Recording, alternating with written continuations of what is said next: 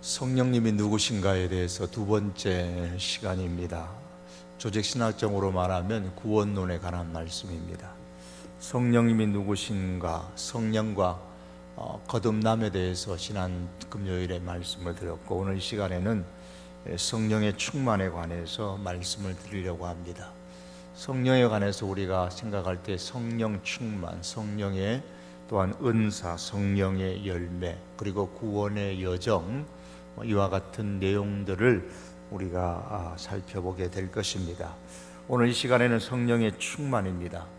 성령에 대한 말씀을 할 때에 우리가 가장 관심 있는 것 중에 하나가 뭐냐면 성령의 능력입니다.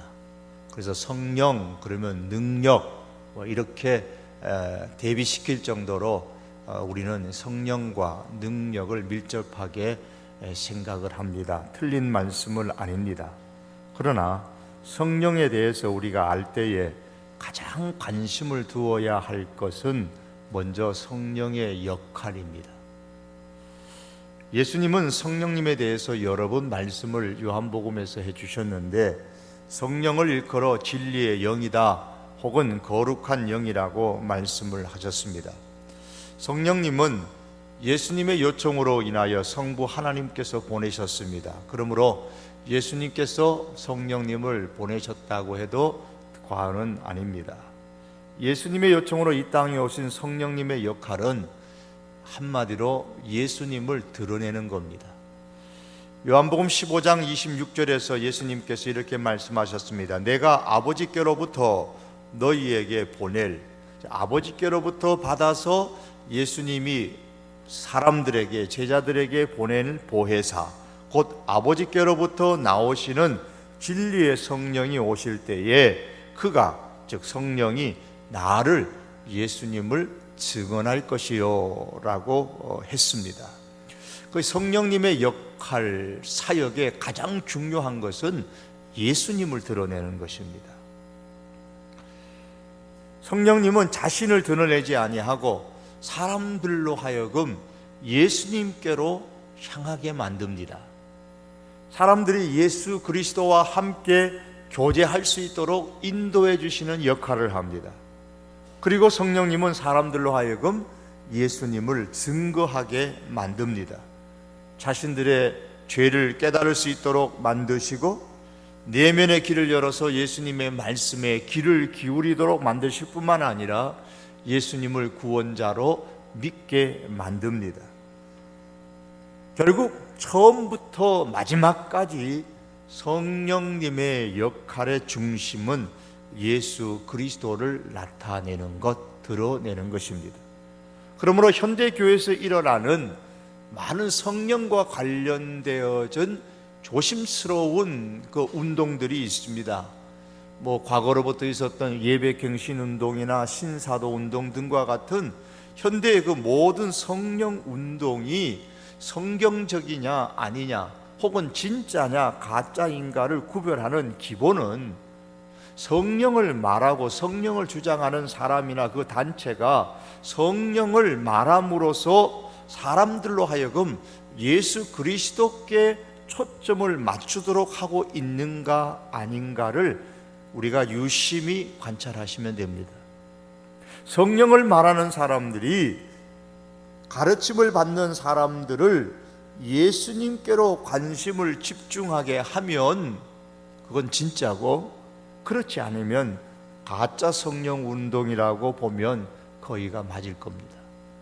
그래서 항상 성령님의 역할은 예수님을 드러내는 것이기 때문에 우리가 어떤 성령의 운동을 하더라도 그 성령의 운동이 강력하게 나타나는 곳에는 예수 그리스도가 나타나야 됩니다. 이러한 성령의 역할, 이러한 성령의 사역 위에 우리가 세워야 할 성령에 관한 지식은 바로 성령의 충만입니다. 성령의 충만도 결국에는 예수 그리스도를 드러내는 것입니다. 조금 뒤에 다시 한번 말씀을 드리려고 합니다. 예수님을 믿는 사람과 믿지 않는 사람의 차이는 사단의 유혹을 물리칠 수 있는 힘이 있는 것과 없는 것이다 라고 지난 금요일에 말씀을 드렸습니다. 예수님을 믿는 사람에게는 사단의 유혹을 물리칠 수 있는 힘이 그 안에 내재되어 있다고 했습니다. 그런데 왜 이런 사단의 유혹을 받아서 신앙에서 넘어집니까? 그 이유는 자기의 욕심에 끌려서 행동하기 때문입니다. 성령님께서는 지금 내 안에서 그렇게 말씀하지 아니하신데 그 방향으로 가는 것을 원하지 아니함에도 불구하고 그것을 내 자신이 알아요. 알지만 내 욕심이 성령의 그 의지, 성령의 요구하는 바를 모른 채 하게 만들고 자기 욕심이 원하는 대로 행동하도록 자신이 끌려가기 때문에 사단의 유혹을 이길 수 있는 힘을 주셨음에도 불구하고 그 힘을 스스로가 포기하는 것입니다. 그러므로 욕심에 끌려서 사단의 유혹에 넘어지는 것을 막기 위해서는 성령의 의지에 완전히 순종할 수 있어야 되는데, 이렇게 할 수 있는 이 능력을 성령의 충만이라고 말합니다. 그 사람이 얼마나 성령으로 충만한가에 따라서 욕심을 이기고 성령의 요구하는 바, 성령의 의지대로 이끌려서 살아가는 정도가 결정되는 것이죠. 사도행전 16장에 보면 바울이 빌립보에 갔을 때 일어난 두 가지 사건의 이야기가 나옵니다. 한 사건은 하나님의 영, 성령에 사로잡힌 사건이고, 다른 하나는 악한 영, 사단의 영에 사로잡힌 사건이 나옵니다.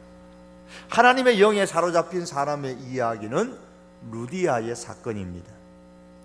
바울이 기도할 장소를 찾아다니다가 강가로 갔는데 거기서 자주 장사를 하는 루디아라 하는 여인을 만났습니다. 주님께서 이 여인의 마음을 열어서 바울의 말을 청종하게 하였고, 주님께서 그의 마음을 열어 바울의 말을 청종하게 했다라는 것은 이 여인이 하나님의 영에 사로잡힌 사람이 되었다라는 말입니다.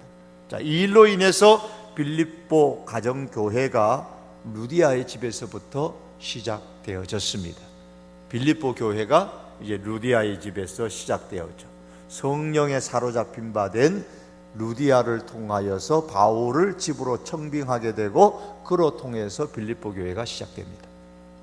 또 다른 한 사건은 점치는 귀신 들린 사람의 이야기입니다. 역시 바울이 기도하는 곳을 찾다가 악한 영에 사로잡힌 여인 한 사람을 만나게 됐습니다. 이 악한 영은 이제 바울의 일행이 어떤 사람인지를 금방 알아보았습니다. 이 사람들은 지극히 높은 하나님의 종으로 구원의 길을 너희에게 전하는 자라, 이렇게 말하면서 하루 이틀도 아니고 여러 날 동안 계속 이런 소리를 지르면서 바울 일행을 따라다녔습니다. 이렇게 악한 영에 사로잡힌 사람의 사건이 나오고 있습니다. 하나님의 영에 사로잡힌 사람이 있고 악한 영에 사로잡힌 사람이 있습니다. 귀신에 들린 것만이 악한 영에 사로잡힌 것이 아닙니다. 귀신에 걸린 사람이 아니라 할지라도 얼마든지 악한 영에 사로잡힐 수가 있습니다. 하나님의 영에 사로잡혀 있지도 않고 악한 영에 사로잡혀도 있지도 않는 중간지대의 사람은 없습니다. 하나님의 영에 충분히 사로잡혀 있는 사람에 대해서 어떤 사람은 이렇게 표현했습니다. 겨울철에 겨울 준비를 할 때에 김장을 하죠. 그 김장을 할 때 뭘 합니까? 이제 배추 절이는데 이제 배추를 소금물에 푹 젖혀서 배추잎이 빳빳하게 서지 않고 그 풀이 이제 죽은 듯이 늘어뜨려져야, 배추가 빳빳하지 않고 흐느흐느하게 축 늘어져야만 배추가 제대로 절여지는 것이죠. 자기를 내세우면서 뻣뻣하게 서 있는 사람은 아직 하나님의 영에 충분히 사로잡힌 사람이 아닙니다. 자기 고집, 자기 욕심이 뻣뻣하게 서 있는 거예요. 성령에 절여져서 완전히 풀이 죽은 배춧잎처럼 자신이 꺾여지는 이 모습이 바로 성령에 충만한 모습입니다. 우리가 신약 성경을 보면서 주목해야 되는 말씀 중에 하나가 예수님과 성령님 간의 관계입니다. 예수님은 처음부터 성령으로 충만하셨습니다. 하나님의 천사가, 주님의 천사가 마리아에게 나타나서 마리아가 아들을 낳을 것이라는 것과 그의 이름이 예수라고 불리울 것이라고 전해준 사건이 누가복음 1장에 나옵니다. 그때 마리아가 이렇게 말합니다. 나는 남자를 알지 못하는데 어떻게 이런 일이 있겠습니까? 그러나 천사는 성령이 마리아에게 임하고 하나님의 능력이 마리아를 덮게 될 것이다, 이렇게 말합니다. 천사가 대답하여 이르되 성령이 너에게 임하시고 지극히 높으신 이의 능력이 너를 덮으리니 나실 바 거룩하신 이는 하나님의 아들이라 일컬어지리라. 예수님은 태중에 있을 때부터 성령으로 충만하셨습니다. 누가복음 3장에 보면 예수님께서 세례를 받으셨을 때에 성령으로 충만하셨습니다. 누가복음 3장 21절과 22절에 보면 백성이 다 세례를 받을새 예수도 세례를 받으시고 기도하실 때에 하늘이 열리며 성령이 비둘기 같은 형체로 그의 위에 강림하셨다 그랬습니다. 요단강에서 성령으로 충만하신 이후에 성경은 말씀하기를 예수께서 성령의 능력으로 갈릴리로 돌아가셨다 그랬습니다. 예수님은 자신의 고향이 나사렛으로 돌아가셔서 자신이 성령으로 충만하셨음을 선포하십니다. 예수께서 그 자라나신 곳 나사렛에 이르사 안식일에 늘 하시는 대로 회당에 들어가서 성경을 읽으려고 서심해 선지자 이사야의 글을 들이거늘 책을 펴서 이렇게 기록된 데를 찾으시니 곧 주의 성령이 내게 임하셨으니 내게 기름 부음을 부으시고 내게 기름을 부으시고.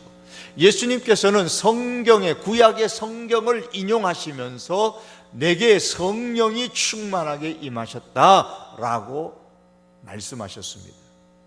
기름 부었다라는 말은 구약적인 표현입니다. 충만했다라는 말입니다.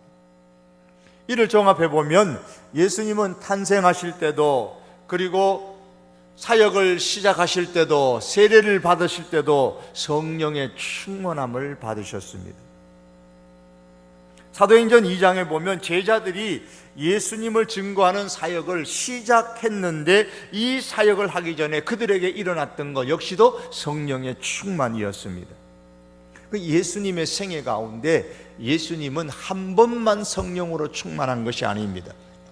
요한복음 3장 34절에 보시면 이런 말씀이 있습니다. 하나님이 보내신 이는, 하나님이 보내신 이 예수님입니다. 예수님은 하나님의 말씀을 하시나니 이는 하나님이 성령을 한량없이 주십니다. 한없이 주십니다. 성령을 한없이 예수님께 부어주셨다고 말씀했습니다.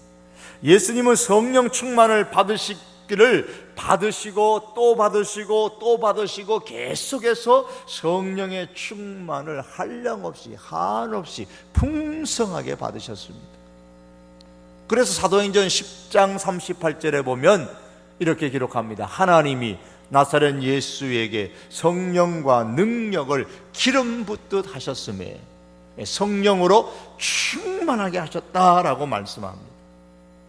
그러므로 우리들도 역시 하나님의 사역을 우리가 할 때에 성령의 충만을 내가 한번 받았다고 해서 신앙생활할 때에 내가 어떤 성령의 영적인 경험을 충만하게 했다고 해서 그것으로 우리가 만족하고 끝나서는 아니 됩니다. 끊임없이 성령의 충만을 우리가 사모해야만 합니다.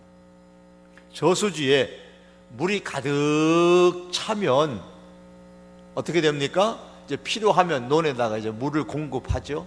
그 한 번 저수지에 물이 가득하면 그것으로 계속 그대로 있는 게 아닙니다. 필요할 때마다 저수지에 물을 공급하기 때문에 저수지에는 계속해서 물이 차고 또 차고 또 차야 되는 겁니다. 이것처럼 성령으로 늘 우리가 충만해야만 합니다. 성령의 충만을 받아서 우리가 사역함으로써 성령을 흐르게 하고 또다시 성령의 충만을 받아서 영적인 저수지를 우리가 채워 나가야 되는 겁니다. 이 일은 계속해서 반복해야 됩니다. 이런 의미로 에베소서 5장 18절에서 성령으로 충만함을 받으라 그랬습니다. 성령으로 충만함을 계속하여 받으라라는 말씀입니다.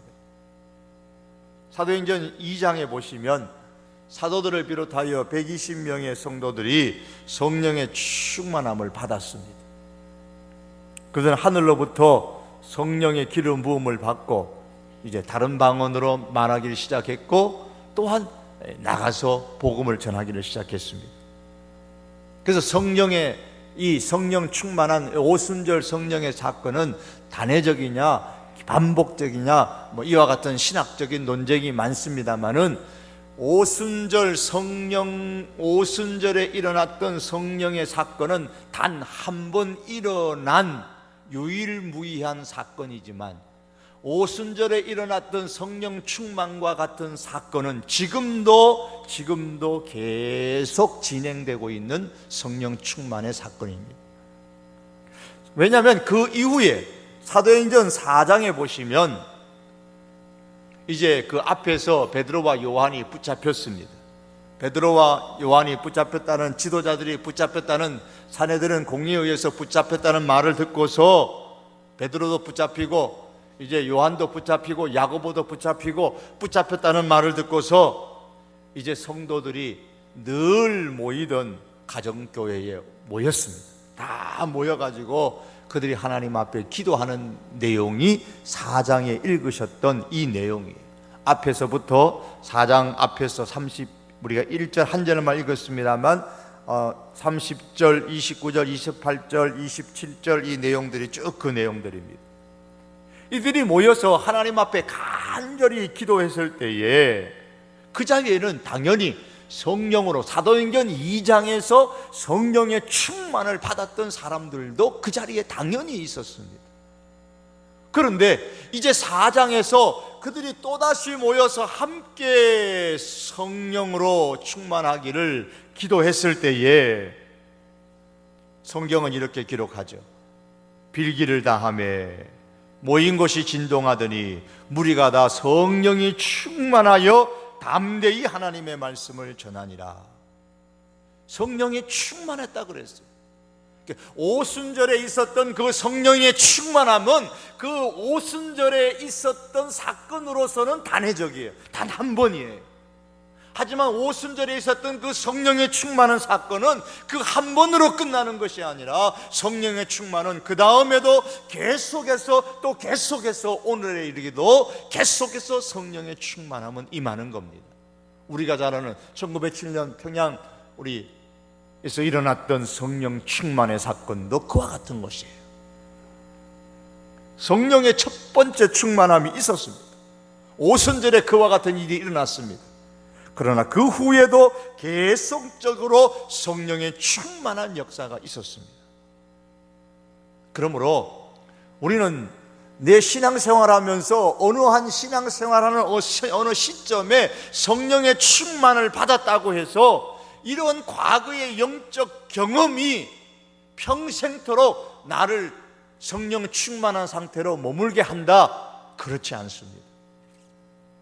D.L. 무디가 이렇게 말했습니다. 과거의 경험으로 사는 사람은 말라 빠진 만나를 먹는 것과 같다 그랬습니다. 만나는 매일매일 새롭게 주어지는 것처럼 우리는 성령의 충만을 늘 채우도록 힘써야 됩니다. 수년 전에 성령의 충만함을 경험한 사람들 중에서도 지금은 말라 빠진 고등어와 같은 영적 상태에 있을 수가 있습니다. 그러면서 늘 과거에 성령 충만했던 그 시절을만 회상하고 그때가 좋았다고만 생각하고, 혹은 지금도 그 성령 충만함이 자신에게 있는 것으로 착각하는 분들도 있습니다. 그러므로 우리는 항상 지금 나의 영적인 상태가 어떠한가를 점검해야만 됩니다. 예수님께서 성령의 충만함을 한 번 받은 것으로 끝난 게 아닙니다. 세례 받을 때 한 번 받은 것으로 끝난 게 아닙니다. 계속해서 또 받으시고 한량없이 성령과 능력을 계속해서 우리 예수님께서 받으셨던 것처럼 우리 역시도 신앙생활하는 전생의 가운데 끊임없이 성령의 충만함을 받도록 힘써야만 합니다. 그럼 어떻게 하면 성령의 충만함을 우리가 계속해서 받을 수가 있습니까? 이 성령 충만이라는 게 이런 의미입니다. 충만이라는 말의 이 사전적인 의미는 무엇인가가 마음을 사로잡을 때, 무엇인가가 마음을 사로잡을 때에 충만하다, 그렇게 표현을 합니다. 내 마음을 사로잡는 것이 있으면 그것이 내 마음을 채웠다라고 말합니다. 그것이 내 마음을 가득 채워버렸어요. 그래서 그것이 내 마음을 사로잡아 버렸어요. 어떤 사람이 갑자기 새로운 일에 몰두하고 관심을 갖고 거기에 온 정신을 다 집중합니다. 우리 청소년들이나 우리 보면은, 우리 대학생들도 보면은 게임에 빠져가지고 온 마음이 거기에 다 빠져갔고요. 거기에 딱 빠져가지고 학교도 가기 싫고 뭐 그냥 그것만 하고 또 종일 게임만. 제가 언젠가 말씀을 드렸던가요? 제가 옛날에 스타크래프트 그 처음 나왔을 때, 아주 옛날이죠. 한 이틀 꼬박했나요? 3일 꼬박했나요? 꼼짝 밥도 안 먹고 꼼짝도 안 하고 그것만 하고. 그런데 그게 한번 빠지면 이게 안 되겠더라고요. 그래서 일찌감치 그만뒀습니다만, 이 게임 하면 이게 참 위험하겠구나. 그래서 그만뒀습니다. 무언가에 몰두하게 되는 거예요. 그 게임에 이제 충만한 거예요. 게임에 충만한 거예요. 우리가 무언가에 온 정신을 다 집중할 때, 그 사람 그걸로 그냥 마음이 가득 차 있어. 마음이 그냥 그게 확 뺏겨버렸어. 그래. 거기에 마음이 다 빼앗겨서 그런 말을 쓰잖아요. 그게 충만하다는 말이에요. 무엇이 가득 차 있어서 그것으로 그 기운으로 사는 거예요. 그 기운으로, 게임을 하는 그 기분으로, 그 재미로 사는 거예요. 그 게임이 충만하면 그렇게 되는 거죠. 성령으로 충만하다는 말은 성령이 그 안에 가득 차서 성령의 힘으로, 성령의 기운으로 사는 겁니다. 에베소서 5장 18절에 이걸 잘 비유해서 설명했어요. 술 취하지 말라. 이는 방탕한 것이니 성령으로 충만을 받으라 그랬죠. 우리가 늘 술 취해 있는 사람을 가르쳐서 주정뱅이라고 합니다. 주정뱅이. 이 주정뱅이라는 말은 술 기운에 사는 사람입니다. 알코올 중독자죠. 여러분, 술 기운에 사는 사람은요, 이 술이 끊어지면 안 돼요. 그렇잖아요. 술을 이번 달에는 좀 많이 마셨는데 안 되겠다. 다음 달에는 내가 지난달에 내가 술을 너무 많이 마셔갖고 정신이 없고 속도 쓰리고 아프니까 이번 달에는 나 술 안 마셔야 되겠다. 이번 달에는 술 안 마셨어요. 괜찮네. 다음 달에도 술 안 마셔야지. 이렇게 한 달간, 두 달간 이렇게 끊고 또 안 마시고 이러면 알코올 중독자라고 할 수가 없겠죠. 술이 없으면 못 살아가는 사람이에요. 술 기운에 사는 거예요. 술 없으면 못 살아요. 그게 술 중정뱅입니다. 술 취하지 말라라는 말씀과 성령의 충만을 받으라는 말씀이, 이 비유를 보면 딱 맞아요. 술이 없으면 못 살아가요. 성령이 없으면, 성령으로 가득 차 있지 않으면 못 사는 겁니다. 술 기운에 의해서 말하고, 술 기운에 의해서 행동하고, 술 기운에 의해서 뭔가를 행합니다. 성령에 충만한 사람은 성령으로 말미암아 말하고, 성령으로 말미암아 행동하고, 성령의 힘으로 말합니다. 술 취한 사람이 술의 힘으로 말하고 술의 힘으로 행동하는 것처럼, 성령에 충만하다는 것은 성령의 힘으로 말하고 성령의 힘으로 행동하는 것입니다. 우리의 인격 전체가 술에 의해서 망가지는 것, 그 반대로 우리의 인격 전체, 지정의 인격 전체가 성령으로 말미암아 지배를 받는 겁니다. 이게 성령의 충만이에요. 계속 술에 취해 살아가는 주정뱅이는 술의 영향 안에서 더 이상 자신을 통제하지 못합니다. 그러므로 성령으로 충만하라는 것은 성령께서 나를 통제하도록 하라는 거예요. 성령의 지배 속에 내가 있는 거예요. 그래서 내 욕심에 끌리는 것이 아니고 성령의 이끌림에 따라서 내가 살아가는 것, 그게 성령의 충만입니다. 이 성령의 충만한 형태는 크게 보면 두 가지 형태가 있습니다. 특별한 일을 할 때, 특별한 사역을 위하여 성령 충만할 때가 있습니다. 오순절날 제자들이 성령의 충만을 받았습니다. 그들에게 있어서 성령 충만이라는 것은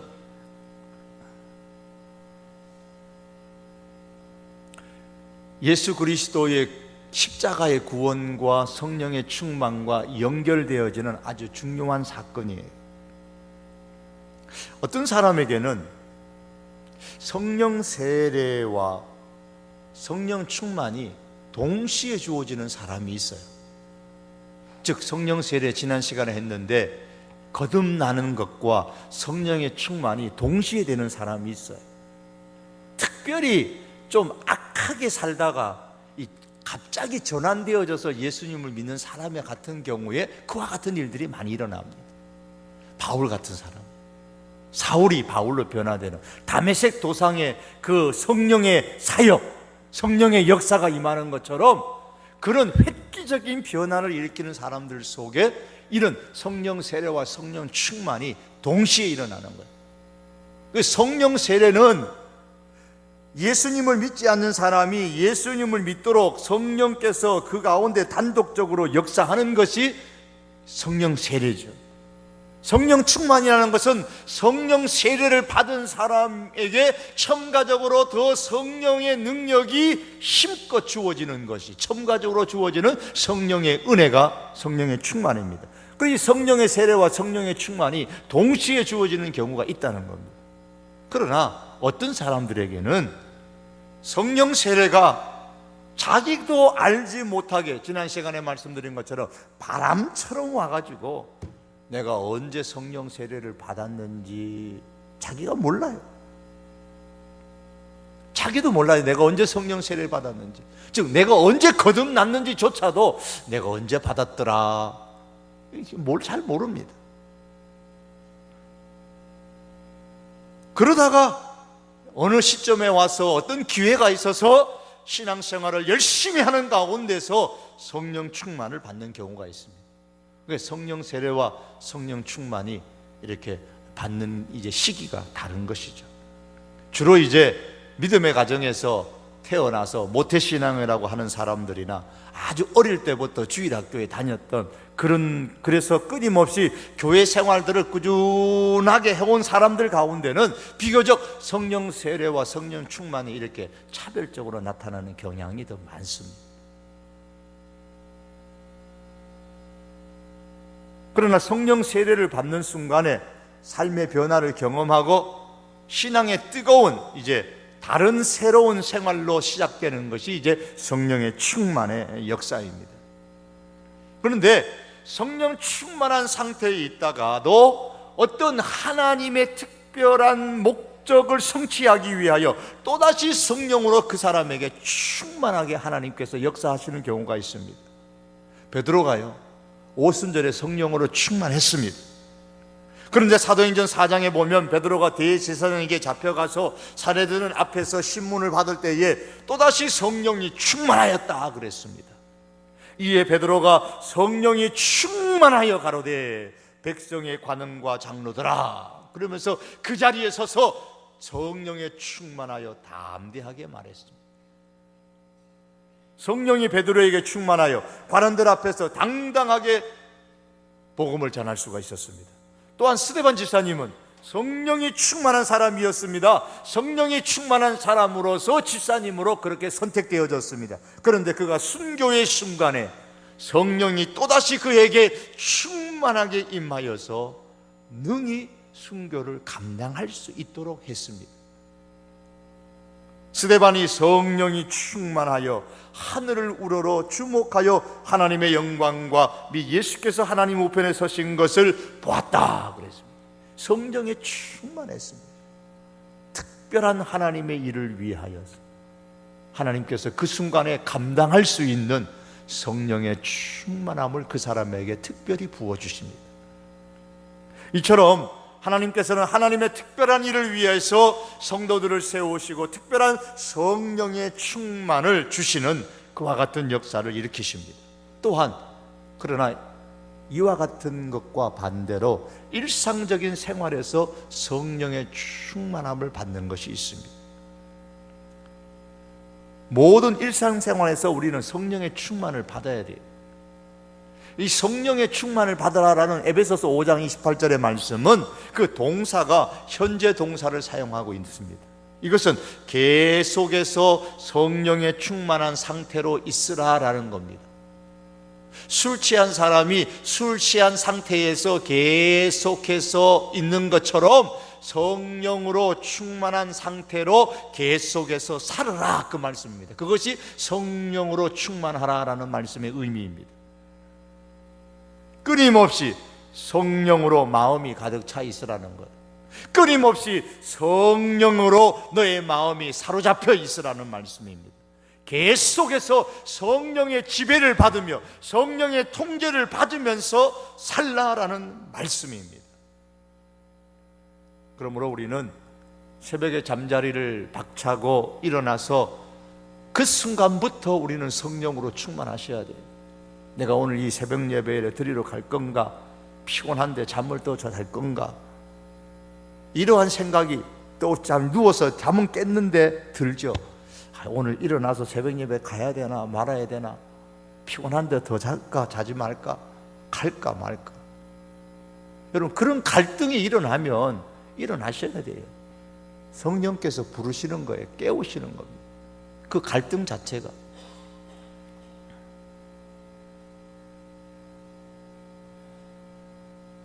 새벽에 일어날 때부터 우리의 영적 싸움은 시작되는 겁니다. 일어나는 순간부터 성령의 통제를 받아야 됩니다.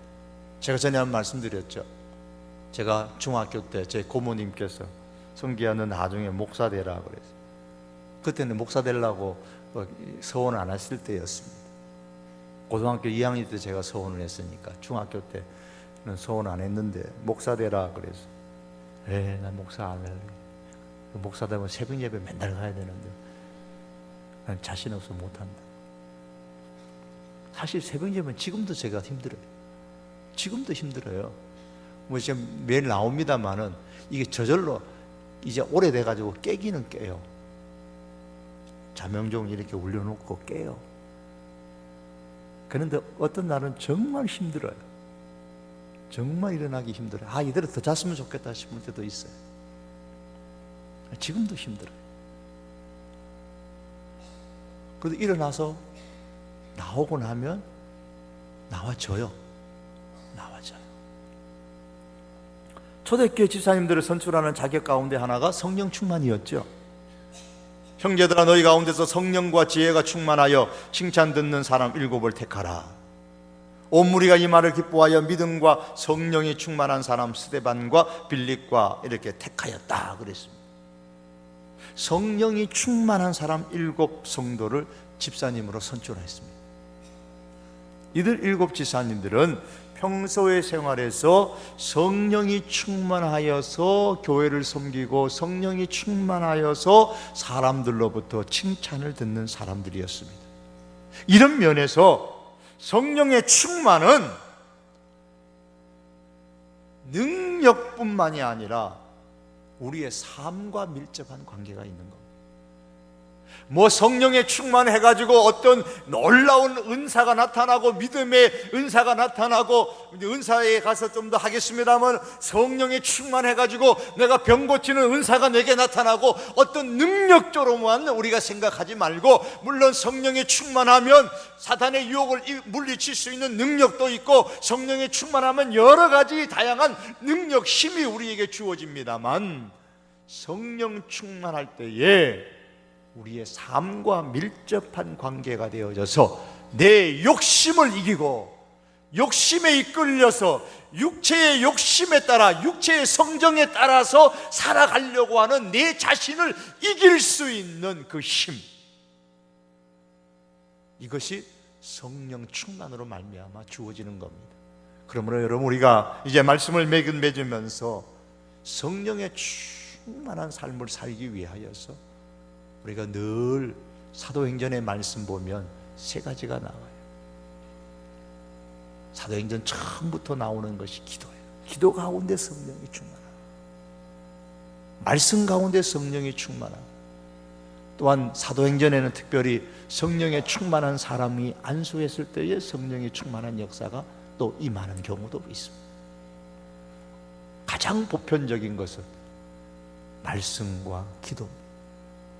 기도하는 가운데 우리 온 성도교회 교우들은 성령에 충만해서 하나님의 사역을 할 때도 성령의 충만함으로 감당할 뿐만 아니라 일상의 신앙생활하는 모든 삶의 영역 속에서 성령의 충만을 통해서 인간의 우리의 육정을 이기고 인간의 욕심에 이끌리고자 하는 이 마음을 이기고 성령의 이끌림을 받는 그런 하나님의 존귀한 사람들이 다 될 수 있기를 주님의 이름으로 축복합니다. 기도하시겠습니다.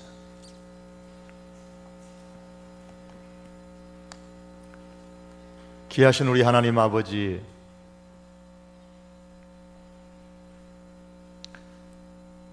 주님의 사람들입니다. 사모하는 심령으로 우리가 주의 전에 올라와 하나님 아버지 앞에 간구하오니 주여, 우리의 힘으로 이 세상을 넉넉히 믿음으로 승리할 수 없음을 고백합니다. 성령님이여, 우리에게 임하여 주셔서 충만케 하여 주시기를 원합니다. 매 순간순간마다 성령의 충만함으로 지혜를 얻게 하여 주시고 성령의 충만함으로 힘을 얻어서 우리의 육정을 이기고 우리의 욕심을 이기고 성령의 지배하심을 받으며 승리하며 살아가는 하나님의 백성들 되게 하여 주시옵소서. 우리가 하나님의 일을 할 때에 내 힘으로 행하는 것이 아니라 성령의 능력으로 넉넉히 감당할 수 있도록 은혜 베풀어 주시옵소서. 주여, 우리가 성령의 충만함으로 통하여 우리의 삶을 통해 예수님이 더 마음껏 드러나는 우리의 삶이 되게 하여 주시옵소서. 예수님의 이름으로 기도하옵나이다. 아멘.